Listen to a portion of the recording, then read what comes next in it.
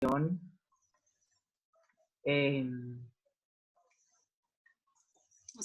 de crianza. Pautas de crianza, perdón, es que me estaba entrando un mensaje para mandar el link, perdón.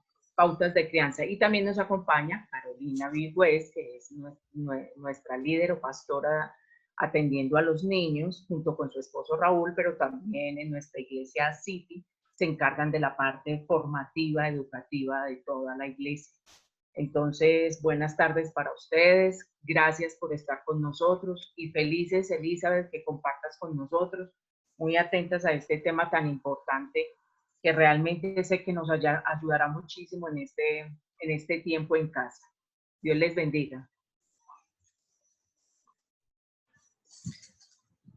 ¿Continúo yo o Caro va a hacer de pronto algún comentario? Sí, pues lo único a mencionar, Elizabeth, es para las intervenciones, por favor, pueden escribirnos en el chat, tomaremos en cuenta su pregunta y la responderemos al final. Y si tienen alguna sugerencia de temas, también nos lo pueden escribir en el chat. Por favor, todos mantener sus micrófonos cerrados. Estamos grabando toda la charla, entonces pueden recurrir a ella después cuando la subamos en el canal de YouTube. Dale, Lisa. Perfecto. Gracias. Bueno, buenas tardes para todos, bienvenidos. Qué rico que nos estén acompañando. El propósito de este espacio es que podamos como retomar un poquito aspectos que mencionamos de manera introductoria como en la sesión anterior. Queremos darle como cierta continuidad a lo que venimos hablando a medida que tengamos como la oportunidad de ejecutarlo en la casa. Y el día de hoy vamos a estar conversando un poquito sobre las pautas de crianza enmarcadas en el modelo o corriente disciplina positiva. Entonces, queremos partir pues como de una breve introducción o recorderis como de los puntos que habíamos hecho sobre disciplina positiva la sesión anterior. Algunos de ellos no se los he comentado porque fue, digamos, muy breve. Entonces, la idea es profundizar un poquito más hoy y unirlo a las pautas de crianza para que cuando hagamos ese enlace podamos descubrir y mirar cómo a cada familia le viene mejor aplicarlo en casa. Entonces, bueno, vamos a partir del hecho de que la paternidad puede ser comparable a un viaje, no a un destino específico al que queremos llegar, sino a un viaje y que en su transcurso vamos, digamos, fortaleciendo elementos, herramientas y toda clase de instrumentos que nos permiten ir formando a nuestros hijos a medida que los acompañamos. Entonces, es muy importante primero reconocer que nuestra base, en la mayoría de casos, ha sido nuestra experiencia personal. Cómo hemos sido criados, qué métodos se han implementado con nosotros, los tratos que hemos recibido, los recursos que han usado nuestros padres y que es algo que se ha venido transmitiendo como de generación en generación. Pero muchas veces esa experiencia mía, que está ligada pues también a todo este trasfondo que acabo de mencionar, tiene como resultado reacciones negativas, impulsivas, que no han estado planeadas para responder a una necesidad o a un objetivo, sino que son más bien emocionales y que por ende me hacen sentir culpable, mal, luego quiero compensarlo con otra cosa. Entonces, la invitación sería como alejarnos un poquito de ese modelo y empezar a conocer este camino llamado disciplina positiva que nos invita a una enseñanza que apunta a la solución de problemas. Ya les voy a decir cómo vamos a llegar a eso, pero en definitiva, la disciplina positiva, la palabra disciplina significa enseñar. Y cuando yo tengo como base esa enseñanza, yo puedo proveerle al niño y a la persona que acompaño herramientas necesarias para que ellos puedan llegar a construir esas reacciones asertivas, esas relaciones óptimas y tener éxito en sus relaciones personales, en la forma como hacen las cosas, etc. Entonces, bueno, es muy importante que sepamos que la disciplina positiva no es violenta. Siempre se enfoca, como les acabo de decir, en soluciones. Es respetuosa de acuerdo a los principios del desarrollo en que cada niño se encuentra. Es un método que podemos utilizar con todos nuestros hijos, independientemente de la edad en que se encuentren, porque, como lo acabo de indicar, es un proceso muy respetuoso que se basa en qué etapa se encuentra tu hijo, su edad, lo que está viviendo, para que tú, en respuesta a eso, empieces a crear y a implementar este conjunto de herramientas que la disciplina positiva propone.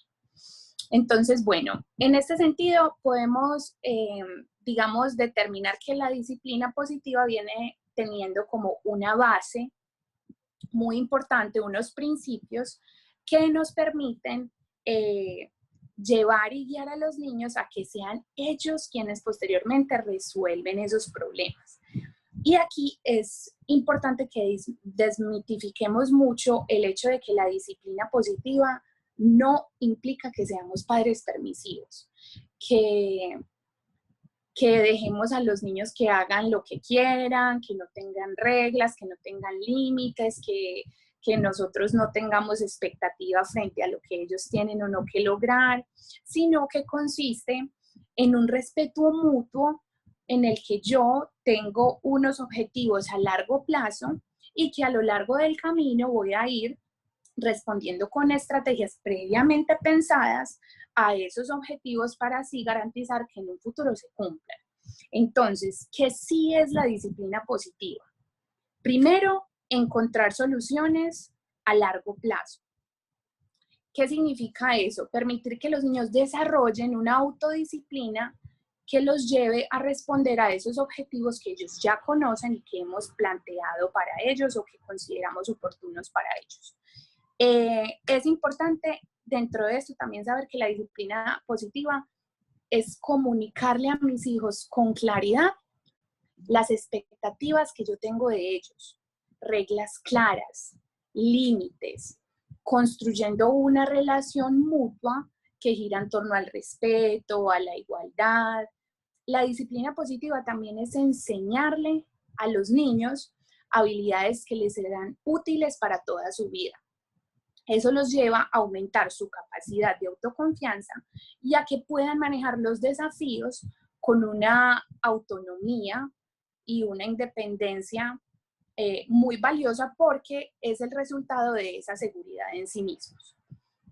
Entonces, como habíamos enunciado al principio de este encuentro, si tenemos en cuenta que esta paternidad no es como un destino, sino un viaje que vamos disfrutando a medida que vamos haciendo todo este trasegar con ellos, podemos equipararlo con cuando nos preparamos a salir de viaje en la vida cotidiana.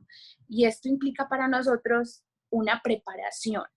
Uno simplemente no se despierta un día y dice, ay, bueno, ya, bueno, me imagino que ocasionalmente sí habrá la necesidad de hacer eso, pero lo común no es que uno se despierte y de un día para otro diga, ya, bueno, me voy de viaje, porque todo esto implica comprar un tiquete, separar un lugar donde voy a quedarme, determinar con antelación qué implementos voy a necesitar, qué herramientas me van a ser útiles en ese viaje. Y lo mismo pasa con este tema de la crianza de los hijos. Y la disciplina positiva me permite a mí, con base a sus principios, digamos como sentar una base a través de la cual yo voy a poder empezar a edificar un conjunto de cosas para que los niños respondan a estos conflictos que se les van presentando en la cotidianidad y lleguen a enfocarse en la solución y no se queden varados en la situación como tal. Entonces, bueno, la disciplina positiva es un enfoque de la crianza de los hijos. es una manera de pensar. Para nosotros la disciplina positiva se convierte en un estilo de vida. No es que simplemente lo intentamos por un momento y cuando vemos que no funcionó, entonces la dejo y me inclino hacia otro modelo o hacia otras estrategias. Porque la clave y el éxito de las estrategias siempre está en la forma como se implementan, en la sistematicidad. Entonces, teniendo en cuenta esto que les acabo de mencionar, les voy a compartir cuáles son los principios o los pilares básicos de la disciplina positiva. El primero, que es, digamos, en el que se fundamenta todo, es identificar objetivos a largo plazo. Yo luego quisiera hacerles como un taller aplicativo donde podamos desglosar e identificar con cada uno de los niños en sus casas cuáles son esos objetivos para cada niño, porque no van a ser los mismos para ninguna familia ni para ningún niño. Incluso si tú tienes un hijo o 2 hijos, no va a ser lo mismo los objetivos a largo plazo que tienes con uno de tus hijos a los objetivos a largo plazo que tienes con el otro chiqui. Entonces, identificar las metas a largo plazo vendría a ser como ese fundamento, y eso implica también conocer la diferencia entre un objetivo a corto plazo, para qué me sirven los objetivos a corto plazo, cómo planteo objetivos a largo plazo, entre otros. Sobre ese fundamento vienen otros dos principios paralelos, y uno implica entregar y proporcionar calidez y el otro por proporcionar estructura. Esos dos siempre van de la mano y van a constituir el siguiente escalón o el siguiente principio, que es comprender cómo piensan mis niños y mis hijos y por qué piensan así. Entonces, cuando yo ya he identificado unos objetivos a largo plazo específicos para cada uno, yo subo, digamos, el escalón y empiezo con base a eso que identifiqué y a esos objetivos que quiero fortalecer y fomentar y proyectar en ellos a futuro, les empiezo a proporcionar calidez y estructura. Y después yo puedo comprender finalmente por qué mis niños piensan así, por qué actúan así, qué los lleva a tomar esas decisiones, qué los lleva a reaccionar de la manera como reaccionan. Y cuando yo estoy en ese escalón y puedo comprender de dónde vienen, puedo sentir empatía con ellos, ahí viene lo más importante, y es que yo me puedo enfocar en solucionar ese problema o esa situación que está presente. Y puedo llevar de la mano al niño o a la niña a que solucione también ese problema. Entonces, a medida que nosotros vamos interactuando con los niños, podemos pensar objetivos acorde a su necesidad. No objetivos que simplemente respondan a lo que yo quiero que él cumpla, a lo que yo quiera que él sea, sino a objetivos que respondan a lo que yo veo en él. Por eso es muy importante, primero, interactuar con los niños con propósito, que en ese tiempo de calidad que yo estoy teniendo con ellos, yo pueda identificar el porqué de sus reacciones, cuáles son los patrones, qué tipo de cosas le detonan cierto tipo de comportamientos, identificar también los casos aislados, porque a veces no podemos marcar dentro de un objetivo algo que se presentó de manera aislada. Entonces, a medida que yo pienso esos objetivos, le proporciono esa calidez y esa estructura, el niño empieza a comportarse de acuerdo con eso que yo empiezo a manifestarle que quiero para él. Entonces, cuando yo le doy a conocer esos objetivos y esos logros, él va a empezar a cambiar sus prácticas, va a mejorar sus habilidades y va a actuar en consonancia con esos objetivos que yo le compartí y le conté que tengo definidos para él. Y en eso la invitación es ser muy claros, porque a veces subestimamos mucho a los chicos, y eso lo vamos a hablar un poquito más adelante en las pautas de crianza, pero es poderles decir con total honestidad: mira, yo espero de ti que seas una persona amable, yo espero de ti que ayudes a los demás, yo espero de ti que cuando veas que una persona está pasando por esta o esta situación, tú actúes así y así. Esos objetivos a largo plazo a él le van a dar una noción en la cotidianidad de cómo proceder aunque las situaciones no sean las mismas. Si yo ya tengo claro que esperan de mí que yo sea un niño respetuoso, yo no voy a limitar eso a un solo escenario o a un solo ambiente, sino que yo simplemente digo, esperan de mí que sea respetuoso, ¿cómo debo actuar en este escenario, en esta situación, con esta persona? Lo voy a extender a todas mis realidades y no se va a limitar a que simplemente un adulto esté ahí o mi mamá o mi papá estén ahí guiándome a ser respetuoso, sino que yo ya sé que ese es el objetivo que quiero lograr en mis relaciones, entonces empiezo a apuntar y a enfocar mi comportamiento en eso y esa habilidad se va empezando a desarrollar. Entonces, teniendo en cuenta como esos punticos sobre lo que es y no es la disciplina positiva, sobre esos pilares fundamentales, quisiera unirlo y agregarle un poco el tema de las pautas de crianza, que es realmente en lo que nos vamos a enfocar el día de hoy. Es muy importante que tengamos en cuenta que las pautas de crianza son acuerdos.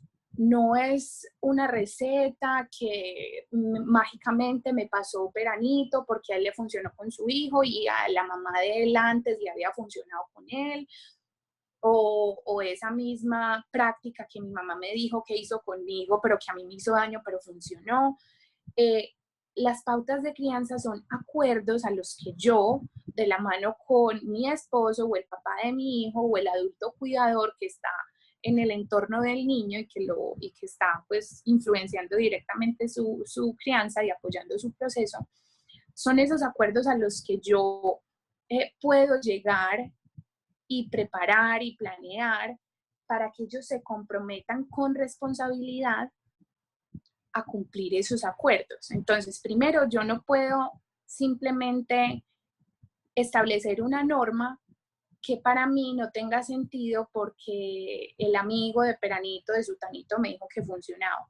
Los casos, digamos, más significativos que uno ve con relación a las normas y las pautas de crianza que no son exitosos, tienen ese tipo de raíces. Realmente no fueron pensadas para responder a la necesidad del niño, a quién es él, porque se le conoce, porque se ha visto en él ciertas características que deben ser moldeadas de esta y esta manera, sino que son simplemente prácticas no planeadas o heredadas que, si bien tienen un impacto a corto plazo, se desdibuja el objetivo que se tiene a largo plazo. ¿Cómo así? No, es que conmigo mis papás implementaron que cuando yo me ponía muy mal, me metían a la ducha y me daban un duchazo con agua fría. Entonces, cuando él se pone muy mal y se pone muy bravo, yo hago lo mismo porque a mí me funcionó y yo soy normal y vea que a mí no me pasó nada, entonces yo voy a hacer lo mismo con él. Entonces, si nos detenemos a pensar un poquito de esas prácticas y las consecuencias de las mismas, digamos, lo que trae y lo que implica en el otro, eso nos va a llevar a tener otro enfoque como de la pauta y de la norma, y nos va a llevar realmente a preguntarnos si da respuesta asertiva a ese comportamiento o a esa necesidad que yo he evidenciado en el niño. Por eso me parecía muy importante enmarcarles esto de las pautas en el conocimiento personal de cada niño, porque esto no es algo general que funcione para todos. Yo no puedo sentarme y decirles, miren, les tengo esta y esta pauta de crianza, porque es algo muy personal.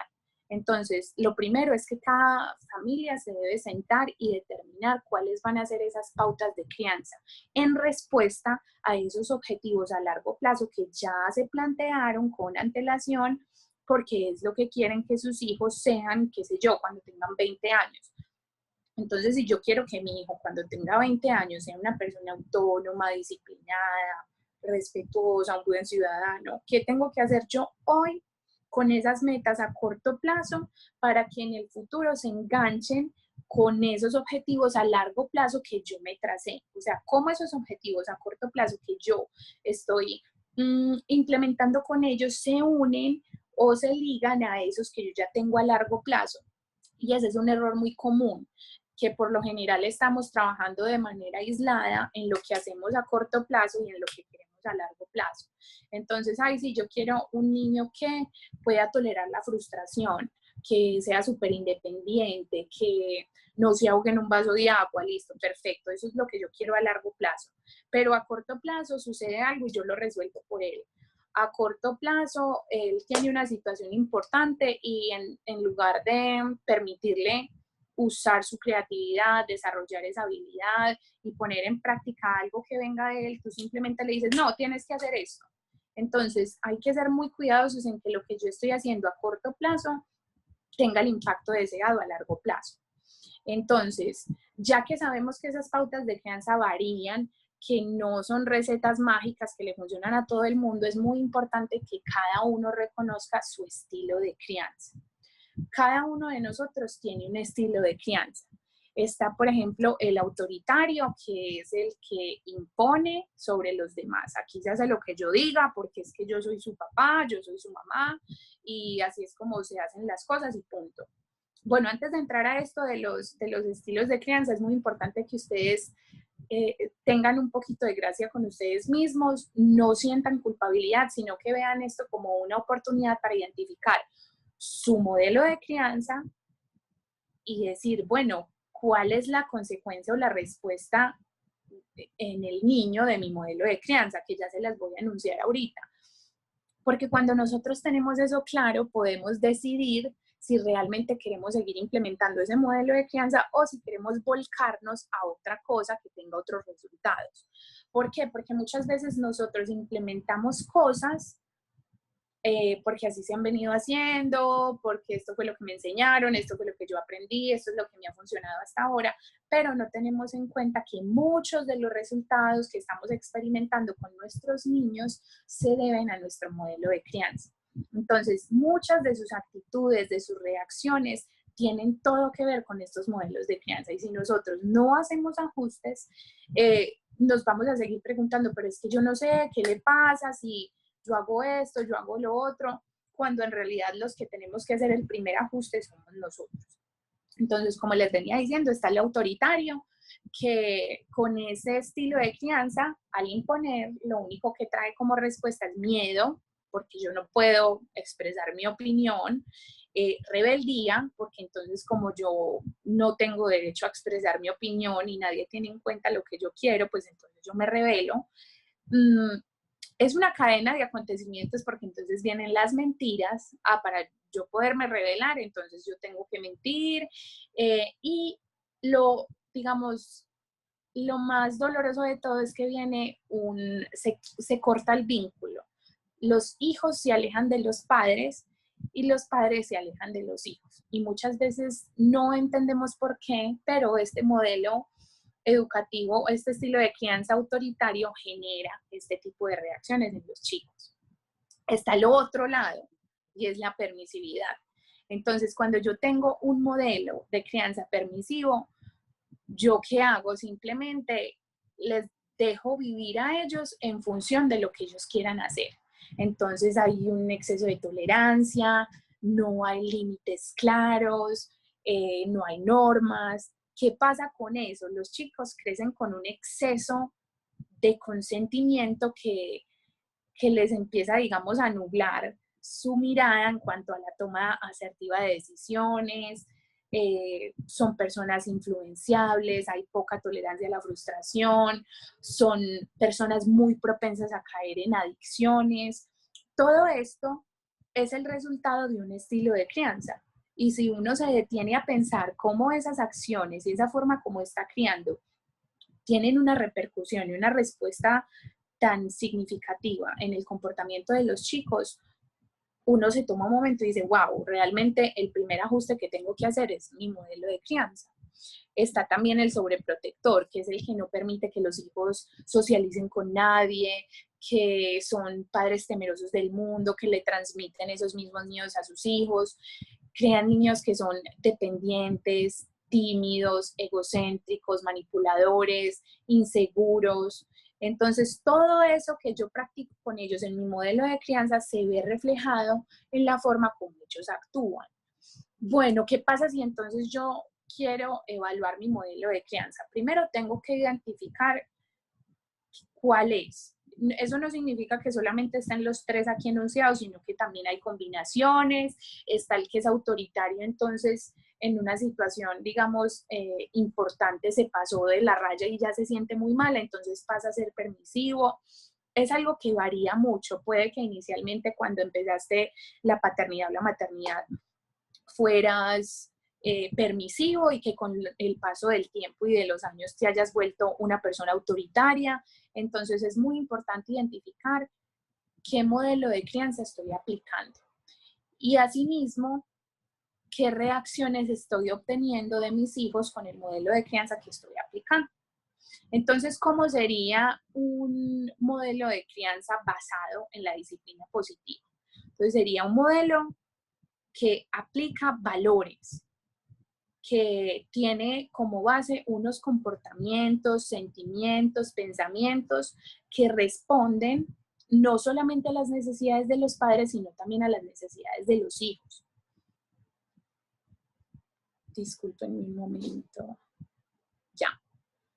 Entonces, son padres que tienen una autoridad y saben transmitir de manera asertiva, con firmeza y con amor, las normas y las decisiones que se van a tomar. ¿Por qué? Porque yo tengo la responsabilidad de cuidar de ti y esto es lo que vamos a hacer y lo saben transmitir de manera asertiva. Entonces, en respuesta a eso hay una relación amorosa, hay escucha, hay una buena comunicación, son padres que saben decir no, porque es una línea muy delgada cuando yo soy muy firme o muy amoroso. Entonces miren que ya se vuelve otra vez en algo autoritario o permisivo. Si yo tengo la combinación perfecta entre esa firmeza y ese amor, voy a poder tener un modelo que responda a eso que yo quiero formar en los objetivos que me propuse a largo plazo. Por eso entonces es muy importante tener esto en cuenta, los objetivos a largo plazo, cómo esos objetivos a corto plazo me están ayudando a llegar a ese objetivo, a cumplir y a llegar a ese objetivo a largo plazo, y cómo mi modelo de crianza repercute en las acciones y en los comportamientos que mis hijos o mis hijas están teniendo. Entonces, algo que podemos empezar a implementar a la hora de establecer esos objetivos o determinar cuáles son los más apropiados es uno que se llama una estrategia que se llama economía de fichas y ahí tú puedes empezar a fortalecer cierto tipo de o a implementar cierto tipo de comportamientos o actitudes que tú quieres que los niños vayan adquiriendo. ¿Qué es la economía de fichas? Es como una tablita o un horario donde tú pones los días de la semana, pones las actividades que los chicos deben hacer y previamente con ellos conversas y les cuentas, mira, esta es tu semana, esta es tu responsabilidad, esto es lo que tienes que hacer. ¿Qué espero de ti? Entonces le anticipo, espero esto, esto, esto y esto. ¿Cómo espero que lo hagas? Así, así, así, así. ¿Qué pasa si lo haces y lo logras? Mira, vas a tener este sellito, o vas a tener este sticker, o vas a tener este punto. De acuerdo a la edad en los que los niños se encuentran, es muy importante determinar qué es más significativo para ellos. Por ejemplo, cuando están más pequeños, ellos disfrutan mucho los stickers, las caritas. Por ejemplo, es importante no usar carita triste o carita feliz, porque eso ya empieza a crear otro tipo de conductas y de respuestas a la que no queremos llegar. Lo que queremos es, con el premio que les damos, mostrarles si el objetivo se cumplió o no. Entonces no es que carita triste o carita feliz, sino mira, te voy a dar este sticker porque lo hiciste bien y cumpliste lo que tenías que hacer. Ah, no hiciste lo que debías hacer, no cumpliste, no te doy nada. No tienes ni carita, ni sticker, ni sellito. Por ejemplo, con los niños más grandes funcionan muy bien los puntos. Bueno, te doy 2 puntos por esto, te doy 3 puntos por esto, 1 punto por esto. Entonces, supongamos que tender la cama tiene 2 puntos y ese día, por alguna razón, no tendiste la cama. No pasa nada, no es que voy, te resto, sino que no te ganaste esos 2 puntos. Es vital establecer previamente cómo va a funcionar esta economía de fichas. Ser muy transparente y honestos. No es algo que debemos usar ni para manipular, ni, bueno, entonces te quito tus puntos. Bueno, entonces no te doy nada. Es algo que se debe respetar de manera mutua.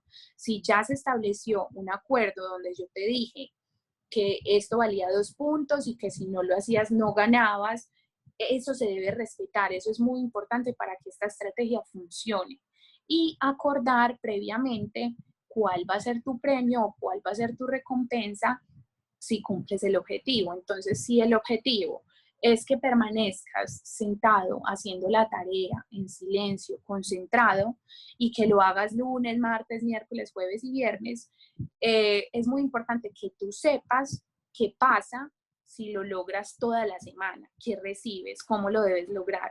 También es igual de importante que tú sepas qué pasa si no lo logras, si no lo cumples, porque si empezamos a utilizar mal esta estrategia, podemos llevarlos a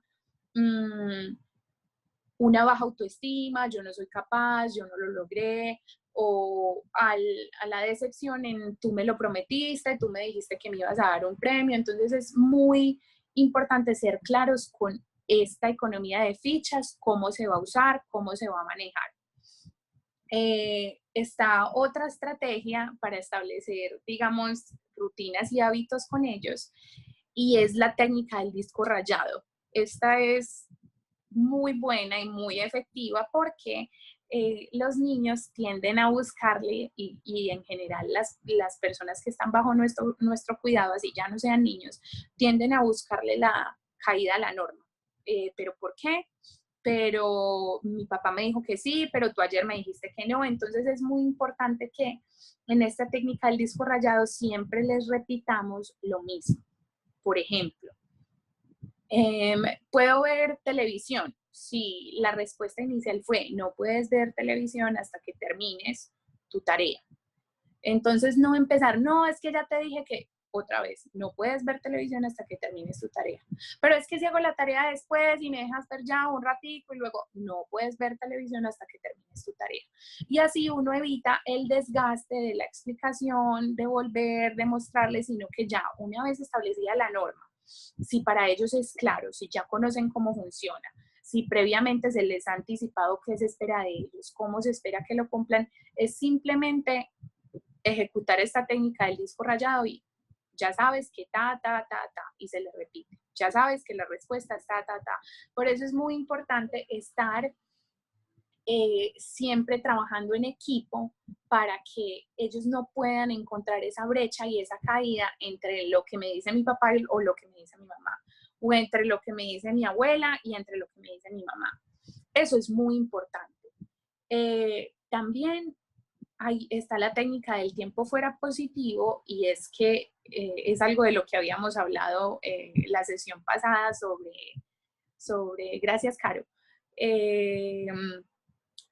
Es algo que habíamos hablado la sesión pasada sobre la mesa de la paz, sobre retirarte, sobre la casita de los buenos pensamientos, tener ese espacio donde yo puedo ir, calmarme, tener un momento y luego regresar. Entonces ese tiempo fuera positivo es, mira, yo veo que tú estás muy alterado y veo que no te puedes contener en este momento. Tienes como alternativa irte a la mesa de la paz, o vas a pasar por lo general se sugiere 1 minuto por año de edad. Entonces, si tiene 3 años, vas a pasar 3 minutos aquí sentado en la escalera. Entonces, tener un espacio para ese tiempo fuera positivo, ya sea una sillita en la cocina, un espacio en la sala, lo que sea, y darle esas 2 opciones. Mira, puedes ir a la mesa de la paz, o si por el contrario estás en un lugar donde no tiene la mesa de la paz, estás por fuera, estás comiendo, explicarle qué es el tiempo fuera positivo. Mira, este tiempo fuera significa que vas a tener unos minutos aquí, tú solo, sentado, sin pararte, para pensar, reflexionar, ponerte en contacto con lo que estás sintiendo y luego venir a hablar conmigo y solucionar. Y por último está retirarles la atención. Entonces, no, esto es muy diferente a ignorar. No es lo mismo cuando yo te ignoro a cuando te retiro la atención. Si tú estás haciendo, por ejemplo, una pataleta, estás tirado en el piso, ¿yo qué hago? Retiro la atención de esa actitud. como si nada, actúo natural, no importa. Si tú vienes a mí, tengo sed, quiero agua, yo no te voy a ignorar.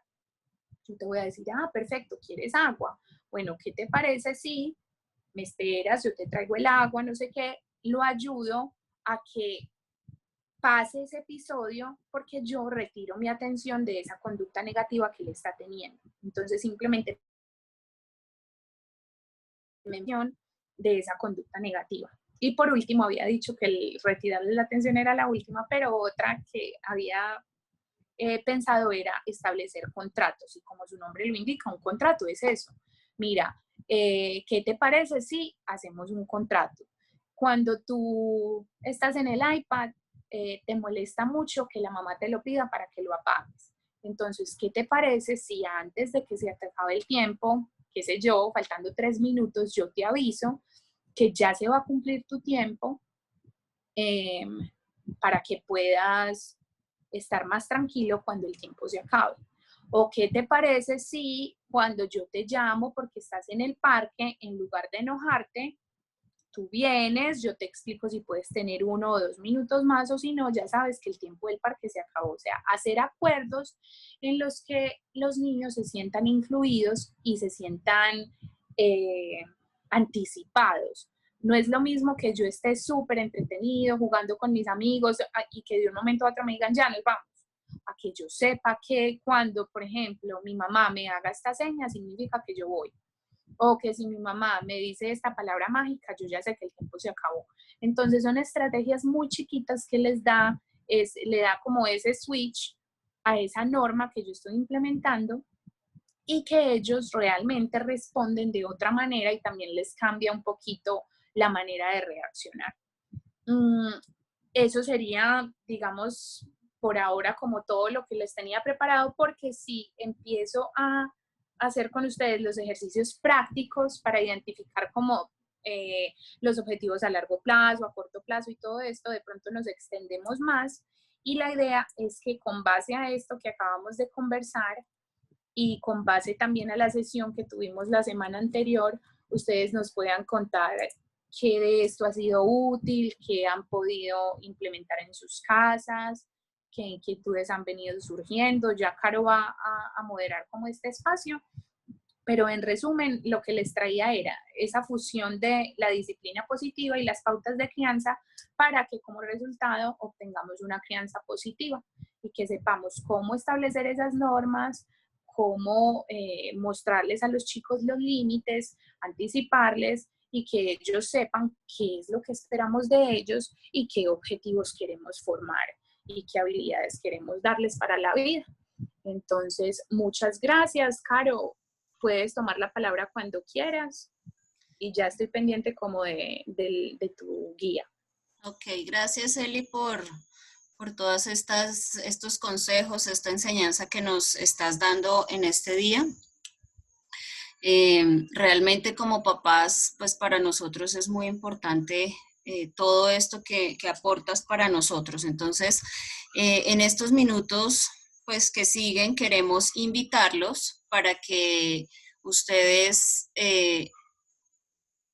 hagan sus preguntas. Sabemos que cada familia es diferente, sabemos que cada familia tiene unas dinámicas distintas y que cada hijo tiene una particularidad. Entonces queremos escucharlos, queremos contribuir pues un poquito más específico a cada una de sus necesidades. Entonces pueden ir escribiendo sus mensajes en el chat de Zoom, no en el chat de WhatsApp, sino en el acá de Zoom. ¿Listo? Pues algo, mientras los papitos empiezan a escribir sus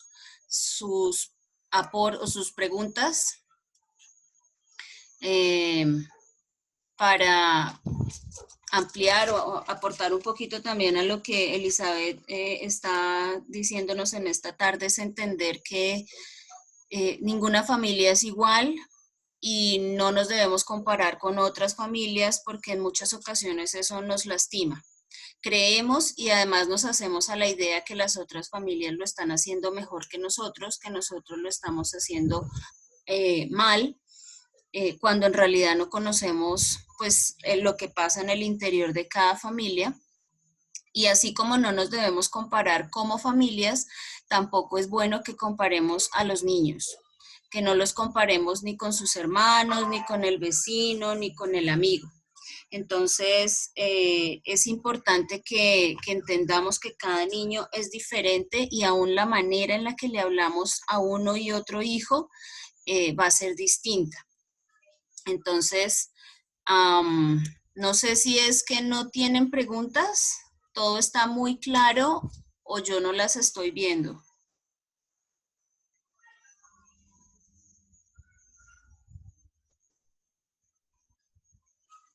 Bueno, seguimos aquí, ustedes pueden participar porque este es un tiempo, queremos que sea interactivo con ustedes.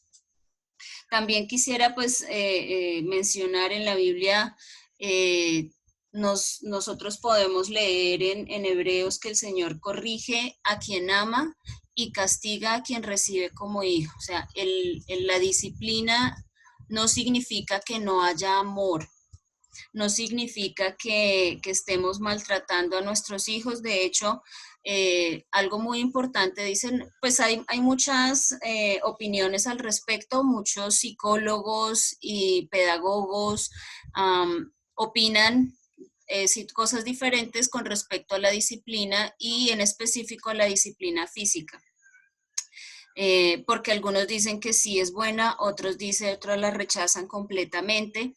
He leído algunos que dicen que hay niños que requieren de ese tipo de disciplina porque no obedecen de otra forma, pero pues ya como familia lo terminamos definiendo, pero es importante entender que la disciplina física, si escogemos hacerlo de esa manera, porque cada papá toma sus decisiones, no es un desahogo de nuestras emociones. Como papás, en muchas ocasiones nos sentimos molestos, defraudados, aburridos, cansados, o sea, tenemos un cúmulo de cosas y nuestros hijos empiezan a tener actitudes que no nos ayudan, que nos estresan y terminamos disciplinándolos, pero desahogando todo ese cúmulo de cosas que tenemos en nuestro ser. Entonces es importante no permitir que eso suceda, porque nuestros hijos no solo van a asumir esas consecuencias que no es correcto que las asuman así, sino que van a aprender una conducta insana de parte de nosotros como papás y después la van a replicar. Bueno, veo acá a una mamá que nos dice, eso pienso que en ocasiones nos equivocamos en la crianza de los niños. Sí, los papás pues no somos perfectos, no nacimos, o sea, no llegamos con el manual de instrucciones para ser excelentes papás, pero una invitación a propósito de este aporte es que sí es cierto que no tenemos todos los conocimientos, pero escuchar este tipo de charlas, leer libros que nos aporten al respecto, libros que nos ayuden a entender cómo es la naturaleza tanto de los niños como de las niñas, nos van a permitir tener unas acciones asertivas en la crianza y disciplina de nuestros hijos. Dice aquí una familia, tengo una niña de 14, otra de 9. La de 14 le encanta ver llorando a la de 9, le hace bullying y es una locura. En esta cuarentena pelean mucho. Elizabeth, ¿qué podría sugerirles? Bueno, primero muy importante identificar la raíz, qué está llevando a la mayor a tener esos comportamientos con su hermana menor. Eso es lo primero, porque si no identificamos si es que hay celos, si es que hay algo que ella está viendo en ustedes hacia ella que quisiera tener, si hay algo que la otra chica, la hermana menor, está haciendo que le está detonando esa actitud, es muy importante primero ser muy ecuánimes a la hora de nombrar esto. No porque la palabra bullying es muy fuerte cuando no conocemos la raíz del sentimiento del otro y el porqué de su comportamiento. Entonces, como se lo sugería ahorita, primero la raíz y no solamente la raíz, sino ponerme en el lugar de la mayor y decir, ¿qué le está causando esto? Porque evidentemente una persona que quiera ver mal al otro es porque también hay algo mal conmigo. Entonces, una vez identificado eso, ser muy claros y tener un espacio de diálogo, primero uno a uno con ella y luego con las dos chicas. Inicialmente yo les propondría activarle el chip de la empatía. Mira, yo he visto esto, he visto esto, he visto este comportamiento de tu parte y he visto que tu hermana se siente así, así y así. Entonces, ser muy claro, primero, lo que estás haciendo no está bien, porque lo que le está generando a tu hermana tu actitud es dolor, enojo, frustración. ¿Cómo te sentirías tú si yo todos los días hago algo parecido a lo que tú haces contigo para que tú te sientas así? ¿Te gustaría que te gustaría pasar todos los días por esta situación? ¿Te gustaría llevarla mucho al lugar en el que está su hermana cuando ella hace ese tipo de cosas? Lo otro es preguntarle directamente, ¿por qué haces esas cosas que sabes que a tu hermana le enojan? Entonces también es clave preguntarle a la otra hermana cuáles son esas cosas que a ella le enojan y la hacen sentir mal y la hacen llorar que su hermana hace, porque también se vuelve en una cadena de sucesos donde digamos que yo inicialmente no sabía que esto te enojaba, pero una vez lo hice, por primera vez vi que te pusiste muy mal y muy enojada, entonces pues bueno, ni modo, pero ya luego tú me haces algo que no me gusta, entonces como yo ya sé que te enoja, voy y recurro de nuevo a repetir ese comportamiento. Entonces, identificar la raíz, conversar con ella en privado, luego tener una conversación conjunta donde la llevemos no solamente después de reconocer esa raíz y decirle, mira, este comportamiento se puede estar produciendo por esto, esto y esto, sino llevarla también a que lo exprese delante de su hermana menor y decirle, yo te hago esto por esto, esto, confrontarlas y llevarlas, como les decía ahorita en lo que conversábamos, a buscar esa solución. ¿Qué crees tú que puedes hacer para que tu hermana no se vuelva a sentir así? ¿Y qué crees tú, hermana menor, que estás haciendo para que tu hermana se sienta así? Porque también ya hay un tema que es muy común y es el tema de que siempre que el mayor hace algo, no le damos chance de escucharlo, sino que simplemente vamos al rescate del menor. Entonces es muy importante mantener ahí la ecuanimidad y la objetividad a la hora de poner como todo sobre la mesa y llevarlas a que ambas se sientan acompañadas, entendidas, y es muy importante que la niña mayor no sienta que no es parte del equipo, porque a veces ese tipo de actitudes son respuesta al no pertenecer. Cuando yo no siento que pertenezco, yo hago ese tipo de cosas para captar la atención. Si yo, actuando de manera positiva, no obtengo la atención que quisiera, pues sé que actuando de manera negativa puedo llegar a obtener esa atención. Entonces también que ustedes como papás evalúen si de pronto hay, digamos, momentos en los que una recibe más atención que la otra y tratar de subsanar eso compartiendo como de manera equitativa.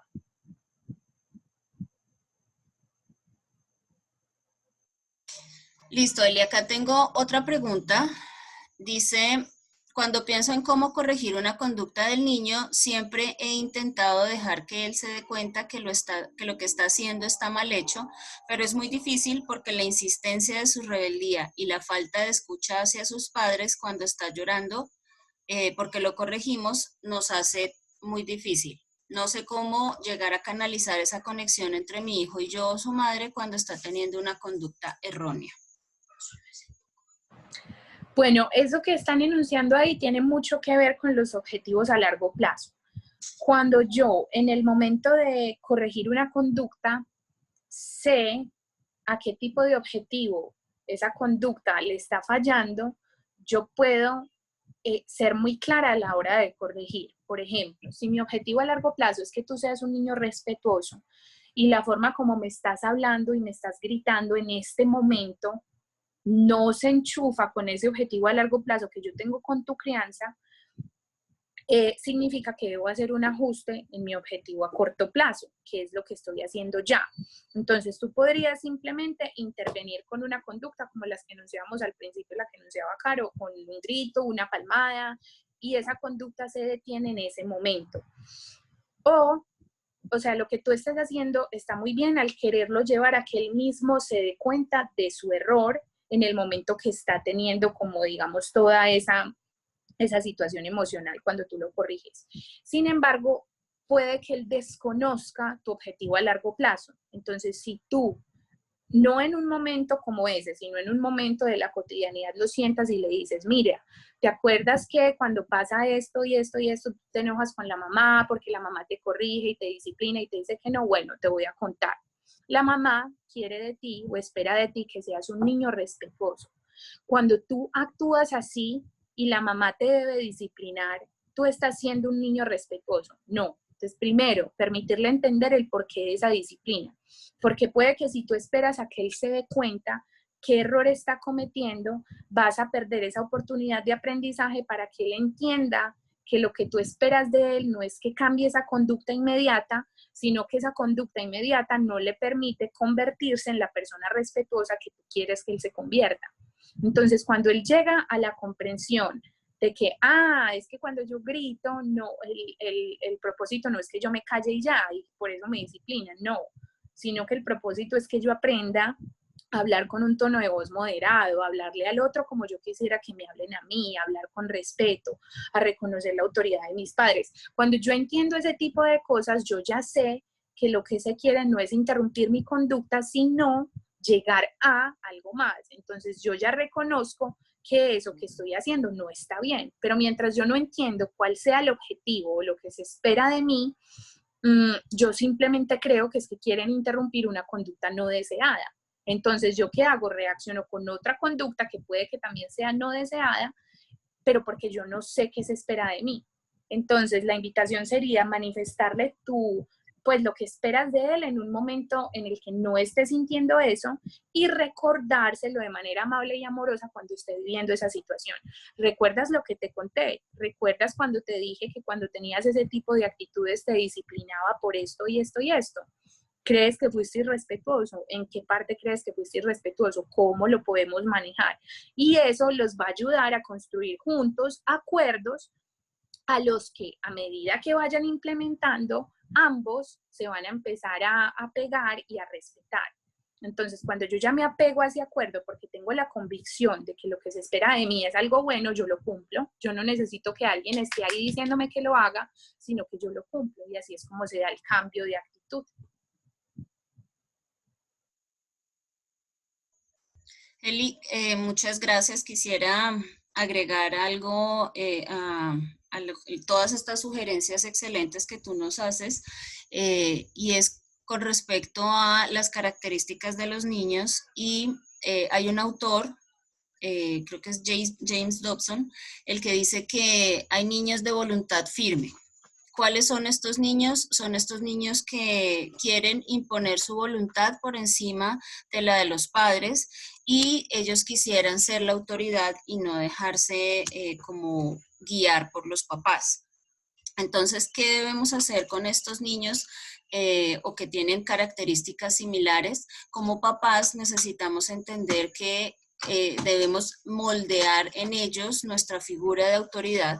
Necesitamos hacerles entender a ellos que la autoridad somos nosotros, no perder el control de las situaciones, porque cada vez que nuestros hijos hacen alguna actividad o tienen alguna reacción o tienen una actitud rebelde, lo que están es midiendo nuestros límites, nuestra paciencia, nuestras reacciones, sabiendo de qué manera nosotros vamos a acceder a lo que ellos quieren.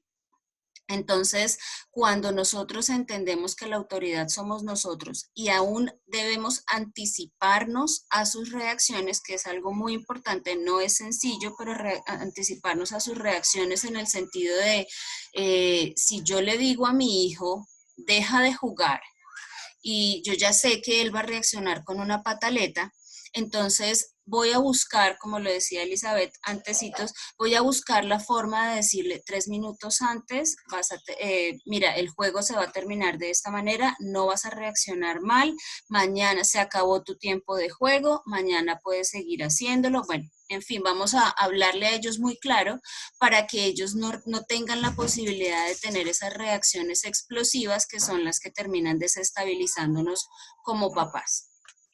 Bueno, acá hay otra pregunta. Dice, ¿cómo hago para que mi niño de 7 años quiera hacer tareas? Eso es el problema del día a día en mi casa. Y ya he intentado de muchas maneras y no le gusta el momento de hacer tareas. Bueno, ahí es muy importante tener en cuenta la motivación y el interés. Si es algo que a mí me parece aburrido, extremadamente fácil, extremadamente difícil, si es algo que no engancha mi atención, es muy difícil que yo me quiera sentar a hacer. Por otra parte, está la realidad y es que hay cosas que todos tenemos que hacer, sean divertidas o no, es la responsabilidad y es lo que tenemos que hacer. Entonces, la invitación es que podamos hacer de este momento algo chévere y agradable, que en ocasiones puede ser más disfrutable y en ocasiones no. Por ejemplo, si yo veo que la tarea no le gusta o le aburre, porque es muy fácil, es ponerle un toque extra para que ese grado de dificultad suba. Entonces, ponerle un reto al final o comunicarle al colegio que esa tarea no lo está enganchando porque es muy fácil para él, porque no está en el nivel en el que él está, o por el contrario, si veo que le da pereza hacer la tarea porque no entiende nada, porque no sabe cómo hacerla, porque se demora demasiado, es darle un giro, dándole una ayuda pequeñita. Entonces, mira, tu tarea es leer este cuento. ¿Qué te parece si yo leo las primeras 3 líneas y tú lees el final? ¿O qué te parece si cuando lo termines de leer encontramos palabras con tal letra? O sea, darle un giro para que él no sienta que tiene que hacer eso tan largo y tan tedioso solo, sino que vea como ese acceso con la ayuda que tú le estás dando a lograr ese objetivo que se le pide. Porque ¿cuál es el propósito de la tarea? Fortalecer un aprendizaje que previamente ya adquirí. Pero si yo no entiendo eso que se me está pidiendo con la tarea, o por ende es algo muy sencillo, no voy a tener la motivación y el interés suficiente para ejecutarlo. Entonces es hablar con el niño y decirle, ¿por qué no te gusta hacer la tarea? ¿Qué es lo que no te gusta? ¿Qué es lo que te da pereza? ¿Qué es lo que te da más pereza? ¿Qué es lo que menos pereza te da? Y con base como a eso, hacer como un sanduchito y decirle, listo, lo más largo lo vamos a hacer de primera. Y ahí es donde vamos a enfocar más la ayuda, la motivación. Luego, ¿qué es lo que te gusta más? Bueno, lo vamos a dejar de último. Como buscar estrategias para facilitarles espacio sin dejarle de transmitir la información correcta, y es que es tu deber y no deja de ser tu deber y tu responsabilidad. Aquí mi sugerencia es apoyarse mucho en el colegio. Es muy importante que a veces le hagamos la retroalimentación correcta a los profes, porque cuando se envía una tarea y uno no tiene una retroalimentación por parte de las familias, uno cree que estuvo bien, o que el niño la disfrutó, o que fue fácil, que fue sencilla. Entonces es muy importante, bueno, mira, me vas a contar las cosas que te dan pereza de la tarea. Y cuando me cuentes esas cosas, vamos a contarle a tu profe esto, esto y esto, y así llegar como a un acuerdo donde él pueda manifestar eso que le parece tan difícil, tan tedioso, tan maluco, y que nosotros podamos darle cierto apoyo para soliviar eso que le está sintiendo sin dejar que suelte su responsabilidad o la ponga sobre nosotros, sino que él sepa que es algo que él debe asumir, pero que no está solo para asumirlo. Y eso a veces nos pasa también a nosotros como adultos, que nos sentimos abrumados por algo porque no lo podemos hacer, porque es muy largo. Entonces uno que hace el quite o empieza a procrastinar, a dilatar, puede que sea eso lo que está pasando. Entonces es muy importante identificar el por qué le da tanta pereza sentarse a hacerla. Y hay una cosita más, sería un ambiente preparado, que él sepa en qué momento es el momento de hacer la tarea, porque no es lo mismo cuando yo tengo una rutina instaurada a cuando de la nada yo estoy viendo una película súper cool y bueno, ya, la tarea. eso es un choque impresionante. Entonces no es lo mismo que si yo sé que después del almuerzo siempre juego un ratico y que después de ese tiempo mi mamá me avisa y ahí yo me siento y hago la tarea, yo ya estoy predispuesto cognitivamente para sentarme y hacer la tarea, pero si no es un balde de agua muy frío. Entonces es mejor llegar, establecer una rutina y decirle, mira, el momento de la tarea es este. Por lo general es mucho mejor hacer las tareas en las horas de la mañana por los periodos de atención, la fatiga, el cansancio y dejar las actividades lúdicas de movimiento para por la tarde. Entonces esa sería la sugerencia. Gracias, Eli. La verdad, papás, es que este tiempo, pues esta situación que nos tiene en la casa, padres e hijos, y a los papás teniendo que asumir el rol de profes, aunque no lo somos, en la casa, pues nos hace mucho más difícil toda esta situación. Y pues la invitación una vez más es a guardar la calma y a no permitir que los niños nos extiendan los límites y empiecen a estirarnos un poquito más, sino como lo dice Elizabeth, manejar las rutinas, nosotros mismos hacer las rutinas, ser constantes con las rutinas. Dicen los expertos que una rutina se adquiere después de los 40 días de estarla practicando. Entonces, todas estas sugerencias, todos estos tips que nos está dando Elizabeth, no van a suceder de un día para otro. Muchas de las cosas que nosotros hemos hecho con nuestros hijos ya han sido equivocaciones en nuestras pautas de crianza, pero estamos en el momento de corregirlo. Nunca va a ser tarde porque pues nuestros hijos siempre van a ser nuestra responsabilidad y Dios espera que nosotros estemos corrigiéndolos, como lo dice en su palabra, constantemente, así como Él nos lo ha enseñado. Entonces, pues recordemos, esto no es inmediato, necesitamos mucho ser constantes, insistir, y nosotros como papás no desistir a los 3 días. Esto es de tiempo, es de mucho tiempo. Acá me dicen, agradezco mucho sus enseñanzas, Dios las bendiga, sería muy interesante hacer la práctica. Pues la práctica, supongo yo que se refieren a que en cada casa los papás llevemos a la práctica todas estas sugerencias, supongo yo que es a eso a lo que se refiere este comentario. Y sí, les agradeceríamos que ustedes nos comenten cuando implementen alguna de estos consejos, de estas sugerencias, cómo les va, de qué manera les funcionó, qué no pudieron hacer, cómo, o sea, esto como todas las familias y todos los niños tienen particularidades que nos hacen individuales a cada uno. Entonces tenemos que entender que, como lo decía Elizabeth, lo que le funciona a uno no le funciona al otro de la misma manera.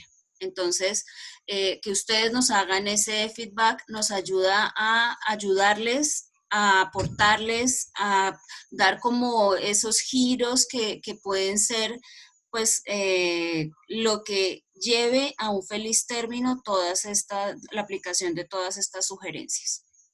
Bueno, veo que no escriben pues más preguntas. No sé si Elizabeth quisieras agregar algo más o si la pastora Gloria ya...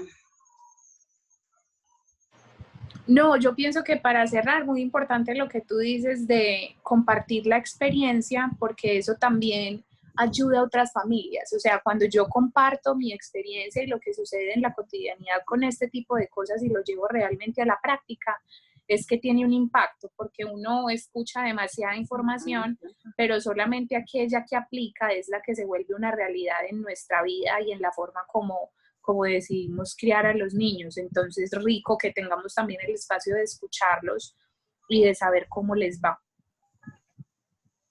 Bueno, muchas gracias. Muchísimas gracias. Gracias, Elizabeth, gracias, Carito. Sí, tú decías, Elizabeth, y lo recalcaste, Carito, tú también, y es que primero no somos padres perfectos y segundo, no hay un modelo establecido para todos, ¿sí?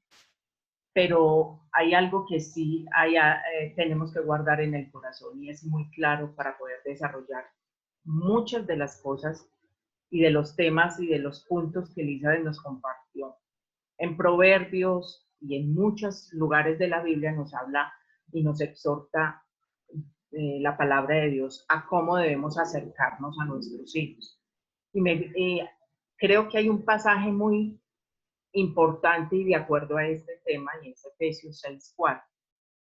Cuando Efesios 6:4 nos da indicaciones, Pablo, de cómo debemos acercarnos a nuestros hijos, nos dice que debemos acercarnos en disciplina e instrucción del Señor.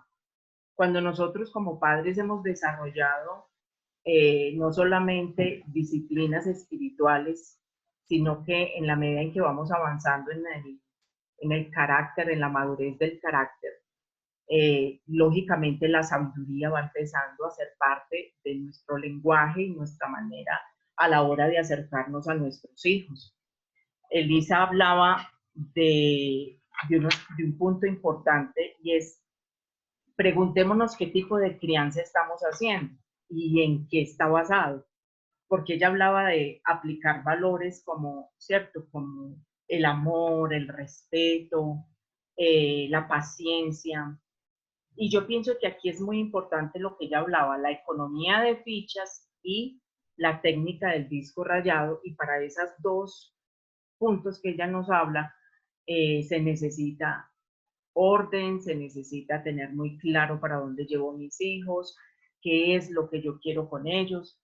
En el desarrollo de la intervención de Elizabeth, yo me hice varias preguntas que yo pienso que eso puede ser el punto de partida para que aún nosotros mismos nos digamos qué tipo de crianza estoy haciendo y si lo estoy haciendo adecuadamente. Por ejemplo, ella hablaba mucho del vínculo y de la confianza.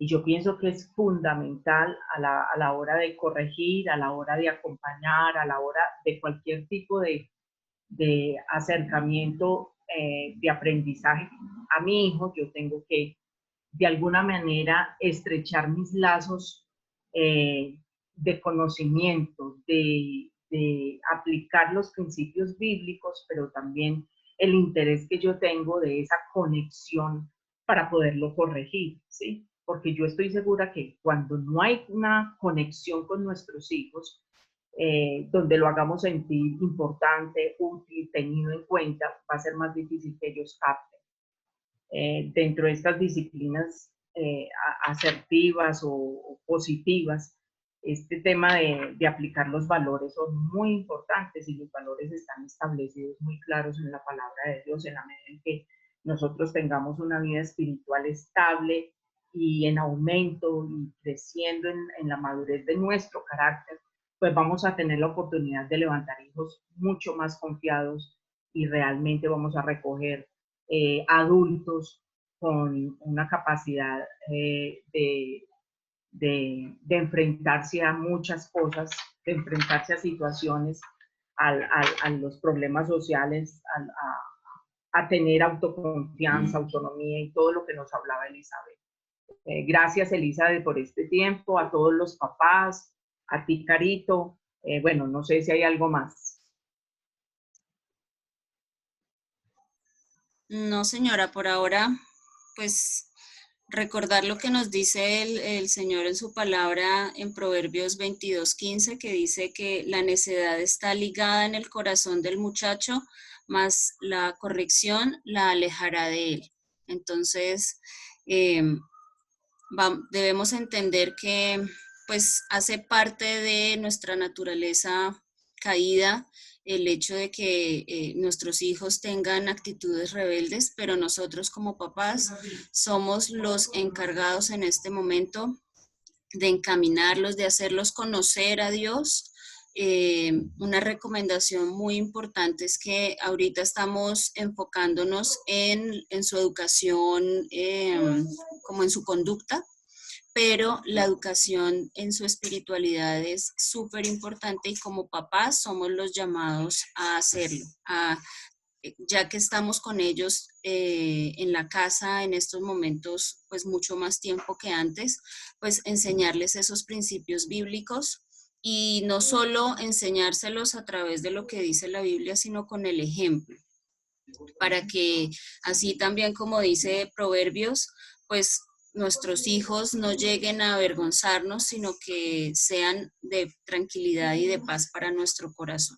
Entonces, pues yo creo que con esto podemos dar por terminada esta charla. Y Pastora, ¿nos diriges en una oración final, por favor? Claro que sí. Padre, gracias por mostrarnos cada día más la responsabilidad que tenemos que asumir, Señor, como cristianos, como hijos tuyos que representamos tu nombre en cada uno de los lugares donde nos tienes. Solamente mirándote a ti, poniendo nuestros ojos en tu palabra, Señor, es que podemos ceñirnos y dejarnos guiar, Señor, en principios sólidos que nos dejarán ser modelo, molde y ejemplo a nuestros hijos. De una manera especial quiero orar por la vida de cada uno de estos padres, que tenemos la tarea, Señor, de representarte, pero también de inculcar, de sembrar y de dar ejemplo. Te los entrego para que seas tú guiándolos y formando en ellos, Señor, ese carácter de Cristo. Gracias por este tiempo con Elizabeth, con Caro. Gracias por este espacio que nos das, Señor, para edificarnos, para seguir, Señor, aprendiendo y tomando herramientas para poder desarrollar habilidades en nuestros hijos que los hagan competentes a la hora de enfrentarse a todas y cada una de las situaciones que les presentan.